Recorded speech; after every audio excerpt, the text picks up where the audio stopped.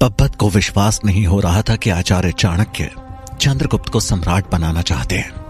वो क्रोध में उन्हें खोजता हुआ उनके कक्ष तक जा पहुंचा। उसने आचार्य चाणक्य के कक्ष में प्रवेश किया। चाणक्य अपने कक्ष में बैठे एक मिट्टी के बर्तन के भीतर कुछ लकड़ियां जलाकर उनके ऊपर सूखी पत्तियां और फूल डाल रहे थे। आग के संपर्क में आते ही उन पत्तियों से अलग प्रकार की महक उठ रही थी जो कि पूरे कक्ष में फैली हुई थी। आचार्य के चेहरे पर एक अजीब सी शांति छाई थी। उन्हें देख पब्बत क्रोध में उबलते हुए बोला, आचार्य, क्या मैं आपसे पूछ सकता हूं कि आप मुझे तक्षशिला में मेरा मजाक उड़ाने लाए हैं या फिर मेरे साथ किसी प्रकार का खेल खेल रहे हैं? चाणक्य ने पब्बत की बात का कोई उत्तर नहीं दिया और आग में सूखी पत्तियां डालते रहे। चाणक्य का यूं इस प्रकार मौन धारण करना पब्बत को अच्छा नहीं लगा। आचार्य पे उसका क्रोध और बढ़ गया। वो स्वर को ऊंचा करते हुए बोला, जब आपने पहले से ही एक सम्राट चुन रखा है तो मुझे झूठे स्वप्न क्यों दिखाए? एक राजकुमार के साथ इस तरह के छल का परिणाम जानते हैं आप? चाणक्य अभी भी मौन थे। वहीं पब्बत अब अपना आपा खोता जा रहा था। उसे ऐसा लग रहा था जैसे चाणक्य के लिए उसकी बातों का और पद का कोई महत्व नहीं है। वो गुस्से में बोला, एक राजकुमार की तुलना में आपने गुलाम को चुना है सम्राट पद के लिए। वो गुलाम जो कहीं से भी सम्राट तो क्या किसी सैनिक के पद के लिए भी उपयुक्त नहीं। यह कहते हुए वो क्रोध में आचार्य की तरफ बढ़ा कि तभी उसका पांव उस कक्ष में बिछी हुई चटाई से जा उलझा और वो धड़ाम से मुंह के बल जा गिरा। पब्बत का मुंह मिट्टी के उस बर्तन के ठीक सामने था जिस पे चाणक्य आग जला रहे थे। खुद को संभालते हुए पब्बत ने उठने का प्रयत्न किया। चाणक्य जो अब तक मौन थे, आग की तरफ देखते हुए बोले, क्रोध, घमंड और खुद को सर्वश्रेष्ठ समझना पतन के कारण है। और जिस मनुष्य में ये चीजें घर कर जाती हैं वो अक्सर मुंह के बल ही गिरता है। अपने ऊपर चाणक्य द्वारा किए गए इस कटाक्ष से पब्बत और ज्यादा आग बबूला हो गया, लेकिन वो खुद को संभालते हुए बोला, आप इस तरह शब्दों का जाल बुनकर मुझे भ्रमित नहीं कर सकते। मेरे प्रश्नों का उत्तर आपको देना ही पड़ेगा। आचार्य ने अब पब्बत की तरफ देखा और कहा, इन सूखे फूल पत्तियों को देख रहे हो?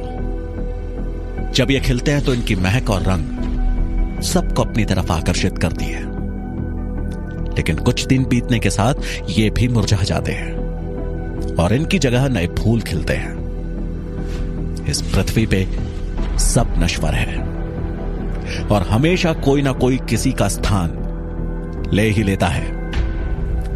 पब्बत ये सुन असमंजस में बोला, आप कहना क्या चाहते हैं? अब चाणक्य ऊंचे स्वर में बोले, यही कि तुम राजकुमार हो तो इसका अर्थ यह नहीं है कि तुम ही सम्राट बनोगे। अगर सम्राट बनना है तो उस योग्य बनो, वरना चंद्रगुप्त क्या, कोई भी साधारण सा गुलाम जिसमें तुमसे ज्यादा योग्यता होगी कब तुमसे तुम्हारा पद और स्वप्न छीन ले जाएगा तुम्हें पता भी नहीं चलेगा। तुमने एक चंद्रगुप्त के बारे में सुना तो क्रोध में आग बबूला होकर मुझसे प्रश्न करने आ गए। क्यों? तुम्हें चंद्रगुप्त से किस बात का भय है? क्या तुम उससे योग्यता में कम हो या फिर तुम्हें भी उसमें भावी सम्राट दिखाई देने लगा है? आचार्य की बातों ने पब्बत को हिलाकर रख दिया। वो हड़बड़ाहट में बोला, मैं उसे किसी भी प्रकार से कम नहीं, लेकिन मैं आपसे सिर्फ इतना पूछना चाहता हूं कि यदि आप उसमें भावी सम्राट देख चुके हैं तो मुझे यहां क्यों लाए? क्योंकि मैं एक शिक्षक हूं और हर वो बालक जिसके भीतर मुझे कुछ करने की क्षमता और योग्यता दिखाई देगी उसे मैं शिक्षा ग्रहण करने के लिए प्रेरित जरूर करूंगा। किसी के भीतर सम्राट देखना और सम्राट बनना दो अलग अलग बातें हैं। तुम्हें लगता है कि तुम सम्राट बन सकते हो तो साबित करो। यूं निराशा में घिरकर क्रोध में आकर मूर्खों जैसा व्यवहार मत करो। मत भूलो सिंहासन को पाने की चाह हर व्यक्ति के मन में होती है। फिर वो महल में काम करने वाला एक मंत्री भी हो सकता है और खेतों में काम करने वाला एक किसान भी। इसलिए समय का सदुपयोग करते हुए खुद को योग्य बनाओ। आचार्य चाणक्य की बात सुन पब्बत कुछ सोचते हुए कठोर स्वर में बोला, तो ठीक है, अगर योग्यता ही आपकी शिक्षा का आधार है तो यही सही। मैं यह साबित करके रहूंगा कि मैं चंद्रगुप्त से ज्यादा योग्य हूं। यह कहकर पब्बत तेज कदमों से चाणक्य के कक्ष से बाहर निकल गया। उसके जाते चाणक्य खुद से बात करते हुए बोले, मेरे लक्ष्य में रुकावटें बढ़ने लगी हैं और आगे आने वाला सफर किसी बड़े तूफान से कम नहीं होने वाला। अपने प्रण को पूरा करना है तो अब हर कदम फूंक फूंक के रखना होगा। यह कहकर चाणक्य ने अपनी खुले शिखा के बालों को स्पर्श किया, जो नंद वंश के विनाश के लिए की गई उनकी प्रतिज्ञा की निशानी थे। इधर मगध की राजधानी पाटलिपुत्र में अपने पुत्र को खो बैठी मुरा बेसुध-सी राजमहल के बाहर आ पहुंची। महल की दासियों को महल से बाहर जाने की सख्त मनाही थी, लेकिन पुत्र की चिंता भला कहां मुरा को रोक पाती। अपने पुत्र से मिलने के लिए मुरा ने यह अपराध भी कर डाला था। बेसुध से मुरा महल में प्रवेश कर गलियारे से होते हुए सेवक आवास की तरफ बढ़ ही रही थी कि तभी पीछे से अमात्य की आवाज गूंजी।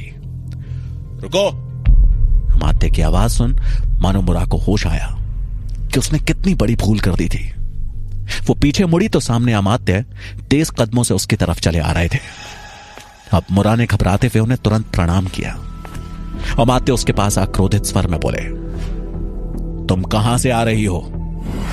मुरा अपना सर झुकाए हिचकिचाते हुए बोली, मैं रसोई गृह से। कि सुनते ही अमात्य की त्योरियां चढ़ गई। वो क्रोधित होते हुए बोले, झूठ झूठ बोल रही हो तुम। मैंने खुद तुम्हें देखा है महल में बाहर से आते हुए। ये सुन मुरा सन्न रह गई। उसे समझ में नहीं आया कि अब वो क्या करे। अमात्य क्रोध में गरजते हुए बोले, तुम्हें मालूम है ना दासियों का महल से बाहर जाना मना है? फिर क्यों गई थी बाहर? बताओ, किसने अनुमति दी तुम्हें महल से बाहर जाने की? मुरा अंदर से जैसे कांपने से लगी। उसे अब कोई जवाब नहीं सूझ रहा था, लेकिन तभी एक जोरदार आवाज गूंजी। मैंने। अमात्य और मुरा ने आवाज की दिशा में देखा तो मंत्री शंभुनाथ एक तरफ से चले आ रहे थे। वो अमात्य के पास आकर बोले, इसे मैंने अपने एक निजी कार्य से बाहर भेजा था। ये सुनते ही अमात्य की आंखों में क्रोध उतर आया। वो शंभुनाथ के ठीक सामने खड़े होकर उनकी आंखों में आंखें डालकर बोले, आप ऐसा कैसे कर सकते हैं?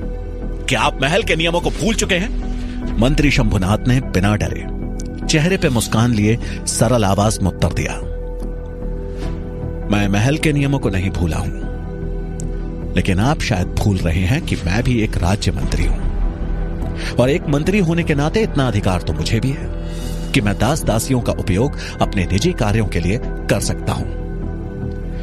अमात्य ने शंभुनाथ से इस तरह के उत्तर की आशा नहीं की थी।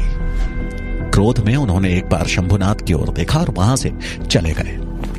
वहीं मुरा करुणा भरी दृष्टि से मंत्री शंभुनाथ को देख रही थी, जिन्होंने उसे अमात्य के क्रोध से बचा लिया था। शंभुनाथ उसे जाने का इशारा कर वहां से अपने कक्ष की तरफ निकल गए। एक ओर जहां मुरा अपने पुत्र की चिंता में लगभग पागल हो रखी थी, वहीं दूसरी ओर वीरसेन द्वारा सभी छात्रों के सामने चंद्रगुप्त का उसके अस्तित्व को लेकर सवाल उसे अंदर ही अंदर खाए जा रहा था। शाम हो चुकी थी। आसमान में हल्का हल्का अंधेरा होना शुरू हो गया था। चंद्रगुप्त अकेला तक्षशिला के मैदान में आकर बैठा हुआ था। वो एकटक भीगे नेत्रों से उस निर्जन मैदान को देख रहा था। वीरसेन के शब्द अभी भी उसके कानों में गूंज रहे थे।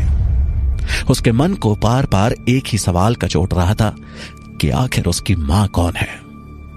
उसने क्रोध में आसमान की तरफ देखा और रुआंसे स्वर में चिल्लाते हुए बोला, हे ईश्वर, मुझे किसने जन्म दिया है? कौन है मेरी जननी? मुझे उससे मिलना है। ये कहते कहते वो चुप हो गया। उसके होठ कांपने लगे। उसके हृदय में भरा दर्द आंसुओं के रूप में आंखों से बह निकला। तभी किसी ने उसके सर पर हाथ रखा। चंद्रगुप्त ने सर उठाकर देखा तो आचार्य चाणक्य बड़े प्यार से उसे देख रहे थे। चंद्रगुप्त रोते रोते बोला, आचार्य, क्या मैं कभी अपने माता पिता से मिल पाऊंगा? क्या मैं कभी जान पाऊंगा कि मैं किसका पुत्र हूं? चाणक्य चंद्रगुप्त के मन में चल रही दुविधा को समझ चुके थे। वो उसे समझाते हुए बोले, निराशा और नकारात्मक विचार कभी किसी प्रश्न का उत्तर नहीं हो सकते। इस दुनिया में कुछ भी असंभव नहीं है।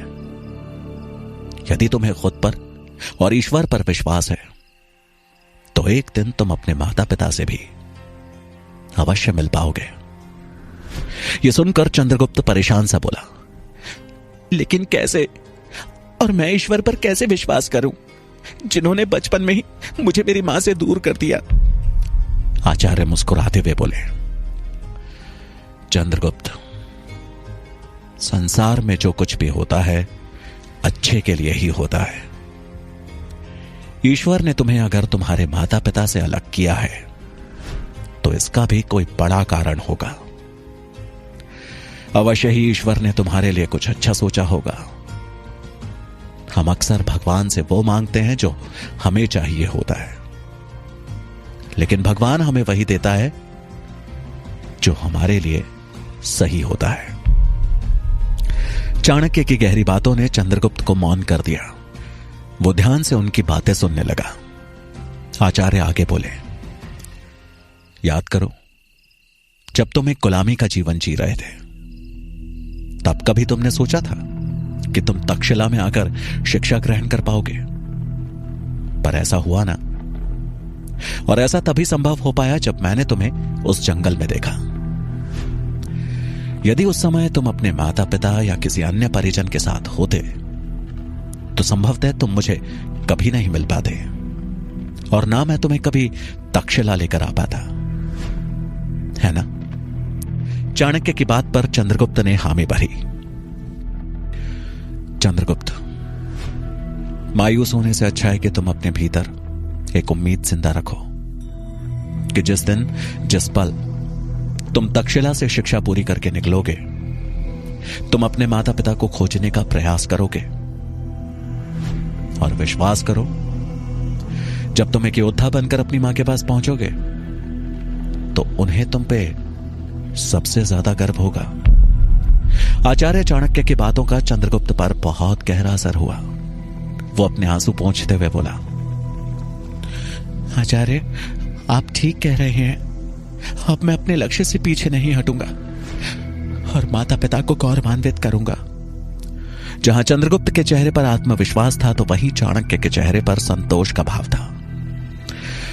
इधर मगध के राजमहल में शंभुनाथ अपने कक्ष में बैठे थे। तभी मुरा ने उनके कक्ष के बाहर आते हुए अंदर प्रवेश करने की अनुमति मांगी। अनुमति मिलते ही मुरा शंभुनाथ के सामने आ उन्हें प्रणाम करते हुए बोली, महामंत्री जी, आपने मेरी सहायता की, उसके लिए आपका बहुत बहुत धन्यवाद। क्षमा चाहती हूं, लेकिन क्या मैं आपकी इस तरह मदद करने का कारण जान सकती हूं? यह सुनकर शंभुनाथ हल्की मुस्कुराहट के साथ बोले, मदद सिर्फ कारण जानकर नहीं की जाती। यह तो मानव धर्म है कि मुसीबत में पड़े व्यक्ति की हर संभव मदद करनी चाहिए, जब तक कि वो कोई बड़ा अपराधी ना हो। शंभुनाथ के विचार सुनकर मुरा उनसे प्रभावित होते हुए बोली, लेकिन फिर भी मैं एक साधारण दासी हूं। तब शंभुनाथ गंभीर होते हुए बोले, तुम भले ही साधारण हो, लेकिन जिस कार्य के लिए तुम महल से बाहर गई थी वो कार्य अवश्य ही असाधारण रहा होगा, वरना तुम अपने प्राणों को यूं संकट में न डालती। मुरान की बात पे सहमति जताते हुए बोली, जी मंत्री जी। शंभुनाथ उत्सुक स्वर में बोले, क्या मैं तुम्हारे महल से इस तरह बाहर जाने का कारण जान सकता हूं? यह सुन मुरा की आंखों से आंसू छलक आए। वो रुंधे गले से बोली, मेरा पुत्र। क्या हुआ तुम्हारे पुत्र को? शंभुनाथ ने हैरानी में पूछा। मुरा खुद को संभालते हुए बोली, राजमहल में दासी बनने से पहले मैं अपने पुत्र को अपने संबंधियों के यहां छोड़ आई थी, लेकिन आज जब मैं उससे मिलने पहुंची तो पता चला उन्होंने उसे बेच दिया। यह सुनकर शंभुनाथ अचंभित रह गए। बेच दिया? वो भला ऐसा कैसे कर सकते हैं? शंभुनाथ अवाक से बोले। मुरा चिंतित स्वर में बोली, मैंने भी उनसे यही कहा तो कहने लगे कि अगर तुम्हें उसकी इतनी ही चिंता थी तो हमारे सर क्यों मड़कर गई थी? मेरी ही गलती है, मुझे अपने पुत्र को खुद से अलग करना ही नहीं चाहिए था। ये कहते कहते मुरा रोने लगी। उसकी हालत देख मंत्री शंभुनाथ का हृदय पिघल गया। वो उसे हिम्मत देते हुए बोले, अच्छा रोना बंद करो। क्या हुआ जो उन्होंने तुम्हारे पुत्र को बेच दिया? तुम उसकी खोज करो, हो सकता है वो तुम्हें जल्द ही मिल जाए। शंभुनाथ की बात सुनकर मुरा खुद को संभालते हुए बोली, आप सही कह रहे हैं। क्या मैं आपसे एक और सहायता मांग सकती हूं? शंभुनाथ बोले, अवश्य, कहो, मैं तुम्हारी क्या सहायता कर सकता हूं। तब मुरा हाथ जोड़ते हुए बोली, आप बस मुझे मेरे पुत्र को खोजने में मेरी सहायता कर दीजिए। मैं जीवन भर आपकी ऋणी रहूंगी। शंभुनाथ कुछ सोचते हुए बोले, मुझे अपने पुत्र के बारे में कुछ बताओ। तुमने उसे कहां छोड़ा था और उसका नाम क्या है और वो कैसा दिखता है? तब मुरा थोड़ा उत्साह में बोली, पाटलिपुत्र से 50 योजन दूर एक गांव है जो तक्षशिला जाने वाले मार्ग पे पड़ता है। मैंने उसे वही छोड़ा था। मेरा पुत्र दिखने में कुछ कुछ मेरी ही शक्ल का है, गोरा रंग और चंद्रमा के समान चंचल। मेरा पुत्र चंद्रगुप्त। जिस पल मुरा चंद्रगुप्त का नाम ले रही थी, उसी पल एक सैनिक ने कक्ष में प्रवेश किया और उन्हें प्रणाम करते हुए बोला, महामंत्री जी, एक आवश्यक कार्य के लिए महाराज धनानंद ने आपको याद किया है। सैनिक की तेज आवाज के बीच शंभुनाथ चंद्रगुप्त का पूरा नाम नहीं सुन पाए। उन्हें सिर्फ चंद्र ही सुनाई दिया। वो सैनिक की तरफ देखते हुए बोले, तुम चलो, मैं आता हूं। और फिर मुरा की तरफ मुड़कर वो उसे भरोसा दिलाते हुए बोले, मुझसे जो भी बन पड़ेगा तुम्हारे पुत्र को खोजने के लिए मैं करूंगा। अब तुम निश्चिंत होकर महल में जाकर अपना कार्य करो। मुरा शंभुनाथ का आभार व्यक्त कर वहां से चली गई। वो अब थोड़ा निश्चिंत थी। उसे विश्वास था कि शंभुनाथ चंद्रगुप्त को खोजने में उसकी सहायता अवश्य करेंगे। इधर तक्षशिला में चंद्रगुप्त को आचार्य चाणक्य की बातें सुनकर काफी राहत मिली थी। अपने कक्ष के पास पहुंच जैसे ही उसने अपने कक्ष का द्वार खोला और भीतर प्रवेश किया तो सामने राजकुमार पब्बत को बैठा देख वो चौंक गया। पब्बत की आंखों से अंगारे बरस रहे थे। चंद्रगुप्त को वहां देख पब्बत कर्कश स्वर में बोला, आओ सम्राट चंद्रगुप्त, आओ। बहुत देर से मैं तुम्हारी प्रतीक्षा कर रहा हूं। आज हम ये फैसला करके रहेंगे कि हम दोनों में सम्राट बनने के लिए कौन ज्यादा योग्य है। चंद्रगुप्त हैरानी से पब्बत को देख रहा था, जिसके नथुने क्रोध के कारण फूल रहे थे। आखिर पब्बत के मन में चल क्या रहा था? क्या अब होगा चंद्रगुप्त और पब्बत का आमना सामना? जानने के लिए सुनिए चाणक्य का अगला भाग।